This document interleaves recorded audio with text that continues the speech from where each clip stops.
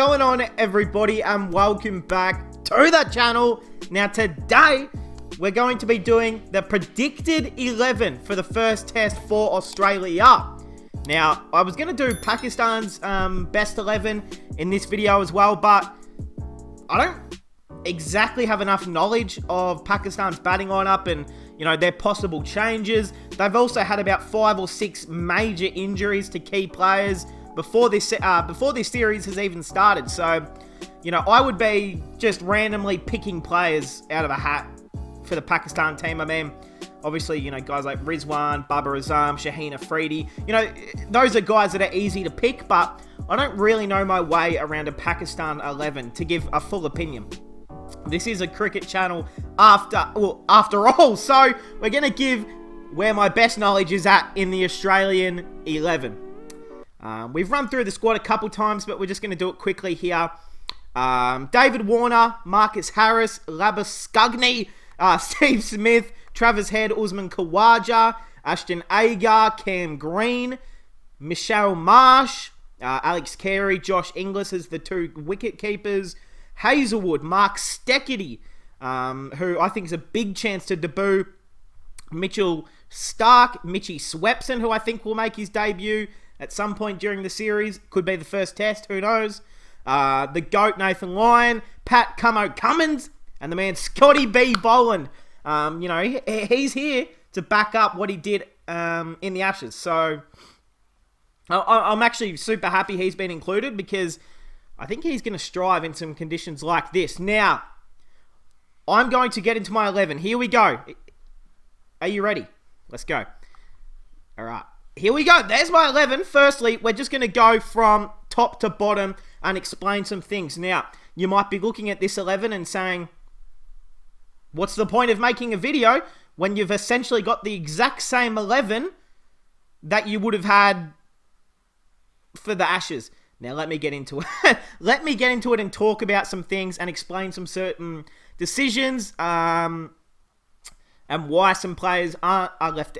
Let's just get into it. All right, opening. It's pretty simple. David Warner, Usman Khawaja. Marcus Harris, again, is on the tour, but after what he did in the Ashes, and after what Khawaja did, making back-to-back centuries, I think it's pretty obvious who's got that who's got that opening pair with David Warner, and it's also in his home country where he was born. He has a lot of origins from there. I understand the history and the love for Usman going back and being in Pakistan, so it makes for even pardon me, it makes for even more reason to pick the man Khawaja. Number 3, of course, minus Labus Shane. Obvious. Steve Smith, obvious. Travis Head. Now, this is where we start getting into, picks that could change, definitely in the future. Now, Travis Head, wasn't he named man of the series in the Ashes? I think he was. He was named at least man of the match one or two times. He had a great Ashes. Of course, different conditions from Australia to Pakistan. It's going to be completely different pitches, weather, just environment. It's going to be completely different, but I'm keeping Head in there for the first test, but I would easily be, as long as, if Head doesn't do much, I would happily put in Ashton Agar, Mitch Marsh. I'd even play an extra spinner, maybe of Mitch Swepson, just depending on what the pitch is like, of course, but I think this number 5 position of Travis Head is going to be quite flexible, with bringing in an extra bowler or bringing in a different batsman. Although I think Travis Head is the best number 5 batsman we've got by a long way. So, I definitely, if it's just on pure batting, obviously Travis is in there. Number 6 is Cam Green. This is what I'm excited for. I heard a lot of people saying, no, don't let him go on the Pakistan tour. Don't let Cam Green go. He's a young player. He needs to rest for the next Ashes series. What's the point of having a, 23-year-old who's 6'7", can bowl 140 Ks an hour, can make 50 plus with the bat?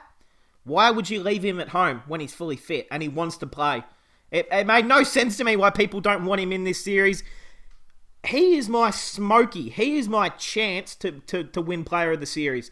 I think this series is going to be built for someone like Cameron Green to thrive with his bowling especially. I think he's going to have to bowl 15 to 20 overs, 25 overs in an innings. I think, in the Ashes, he's bowled a quick spell of, 5 to 7 overs max. I think this series is set up for Cam Green to bowl a lot of balls, to bowl 15, 20 overs. I think this is built for him. As long as his body's fine, which it is, because he wouldn't be here if he wasn't, he should play every test, unless, of course, he's not playing well. But, yeah, for the first test, I'm picking him, absolutely. To be honest, I think in Pakistan conditions, that bit of extra movement that he get, that bit of extra bounce, he's not a guy that's going to swing the hell out of the ball like a Mitchell Starc, but I think he's going to have to bowl a lot and a lot. Number 7, Alex Carey. Look, pretty obvious. Josh Inglis is the backup, but I don't care what happens. If Carey doesn't do much after the first 2 test matches, then I would straight away bring in Inglis. I mean, it's quite obvious of that change. Where we up to? Number 8, of course, the Como Express, the captain, of course, Nathan Lyon at number 9. Now, again, I have seen some Fox Sports medias or some people saying that, Nathan Lyon shouldn't play, Mitchell Swepson should play. Now, let's hold our horses on that. Mitchell Swepson will make his debut. He will be a quality test spinner, especially in conditions like these. But at the end of the day, Nathan Lyon is one of the best test spinners in the world. He will kill it in these sort of conditions. As long as it gets, the pitch gets nice and, gets few cracks in it, it's nice and dry, he's going to have a field day, Nathan Lyon. He's going to take lots of wickets. So I don't want to hear anyone say, no, put Nathan Lyon on the bench for Mitch Swepson, who hasn't played 1 test match in his career. Makes no sense to me. I wouldn't be against bringing in Swepson as a second spinner, but I don't think he's our frontline spinner by any means. Number 10, Hazelwood, of course. And number 11, we've got the man Scotty Goat Boland. Now, it was between him and Mitchell Starc at the end of the day, and I think this is an easy pick. Scott Boland,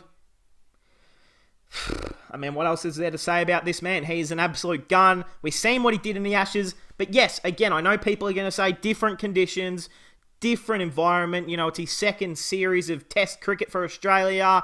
It's, it could be intimidating. Do you think Scott Boland is intimidated? No, he's not. He's going to go out there and just do exactly what he does, which is consistent lining length, swinging that ball out late, or possibly swinging that ball back in. He's going to have, again, another great series. I think people like Cam Green and Scott Boland, they bowl very, very similar. Their actions aren't similar, but the way they bowl, always consistent lining length, can get plenty of bounce out of them. You can get a bit of movement going both ways. I think Scott Boland and Cam Green are going to have a really, really good series with the ball both in hand. Same with Hazelwood, same with Nathan Lyon. I mean, you can say that for almost anyone.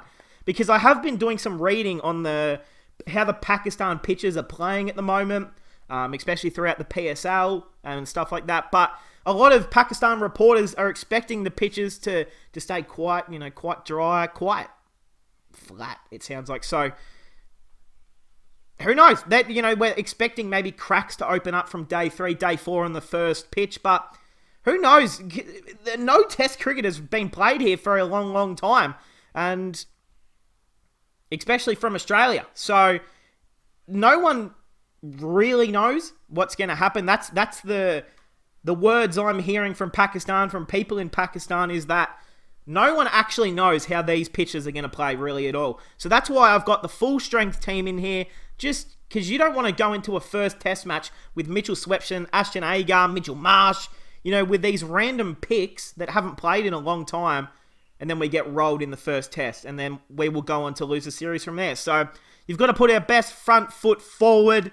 Ashton Agar, could possibly come in for a, Boland, could come in for a Head, could come in for, I guess, Cam Green.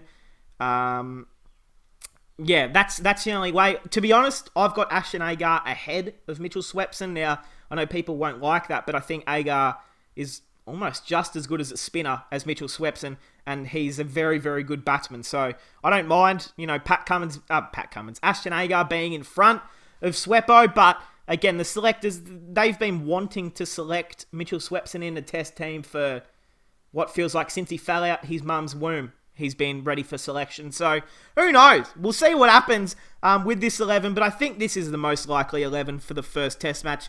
Again, it'll just depend on how the pitch is playing and what we expect for that first test. But we're only, how far away are we from this first test? We are moments away. We are, I'm trying to read it on my phone. We are 3 days away from the first test match. This historic series. I haven't been this excited for a test series since, I guess, the Ashes, but also, I guess, the Border Gavaskar Trophy. Hey, Test cricket, it's here. We're getting England versus, the Windies test matches as well. The India versus Sri Lanka series is about to start test matches. So, we've got test matches galore. If you're a test match lover like me, just subscribe to the channel. Daily reviews here. And hey, let me know your best Australian 11, please. Do you agree with me? What changes would you make? Hey, let me know. That's going to cap it off, guys. I hope you guys enjoyed, and I'll see you guys in the next one.